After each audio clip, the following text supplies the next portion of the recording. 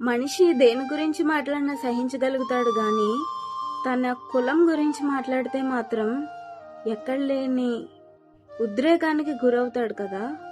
తన యొక్క కులాన్ని తక్కువ చేసి మాట్లాడితే మాత్రం ఆ వ్యక్తి సహనాన్ని పరీక్షించినట్లే అవుతుంది. అసలేంటి కులం? నన్ను ఒక ప్రశ్న అడగనివ్వండి. పుట్టిన మనిషి ప్రతి ఒక్కడు కూడా మరణించక తప్పదు. మరణించాక ఆ యొక్క ఆత్మ తాను జీవించిన జీవితమును బట్టి స్వర్గం లేదా నరకానికి చేర్చబడుతుంది. అనుకోకుండా ఒక అనారోగ్య పరిస్థితి వలన నువ్వు హాస్పిటల్లో అడ్మిట్ అయ్యావు. డాక్టర్ అంటారు ఇమ్మీడియట్లీగా మీకు బ్లడ్ ఎక్కించాలి, లేదంటే బ్రతకడం కష్టం అని.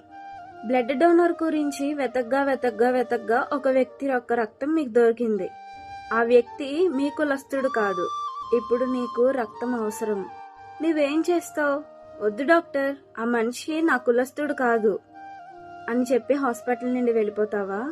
నీ ప్రాణాన్ని కాపాడుకోవడానికి ఆ సమయంలో ప్రయత్నిస్తావా? అసలు నీకు వైద్యం అందించే ఒక డాక్టరే నీ కులస్తుడు కాకపోతే నీ కులంలో ఉన్న డాక్టర్ ఎక్కడున్నాడని వెతుక్కొని వెళ్తావా? ఎవరితోనన్నా ఫ్రెండ్షిప్ చేయాలంటే లేదా బంధుత్వం కలుపుకోవాలి అంటే అతడు మా కులస్తుడేనా అని ఆలోచిస్తావు కదా. నీ బిడ్డల వివాహ విషయంలో ఆమె మా కులస్తురాలేనా, అతడు మా కులస్తుడేనా, ఈ విషయానికి మాత్రమే మొదట ప్రాధాన్యత ఇస్తాం కదా. నీవు బ్రతుకున్నంత కాలం కూడా నా కులం అనుకొని బ్రతికావు. నీవు చనిపోయిన సమయానికి అసలు నీ అంత్యక్రియలు చేసేవారు ఎవరు? వారు నీ కులస్తులు కాకపోతే చనిపోయిన నీవు బ్రతికి నా కులస్తులు నా అంత్యక్రియలు చేయండి అని చెప్తావా? బ్రతుకున్నంత కాలం కులం అనుకొని నీ జీవితాన్ని వ్యయపరిచిన ఎడలా నీ ఆత్మ స్వర్గానికి వెళుతుందనుకుంటున్నావా? మేలైనది చేయనెరిగియు అలాగును చేయని వానికి శ్రమ. మొదటిగా నీ ఆత్మకు మేలైనదేంటో దానిని జరిగించు. నీ ఆత్మను చనిపోయిన తర్వాత స్వర్గానికి చేర్చగలిగినది ఏంటి? నీ మతమా, నీ కులమా? నేను ఇక్కడ ఎవరిని కించపరిచి మాట్లాడడం లేదు, కానీ ఈ కులపిచ్చి అనేది మనుషులలో నశించిపోవాలి.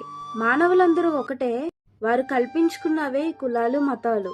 చనిపోయాక నీ ఆత్మ స్వర్గం లేదా నరకానికి వెళ్లడం కోసం ఏది సత్యం ఏది అబద్ధం అనేది ఎరిగి నీ ఆత్మ కొరకు నీవు జీవించు.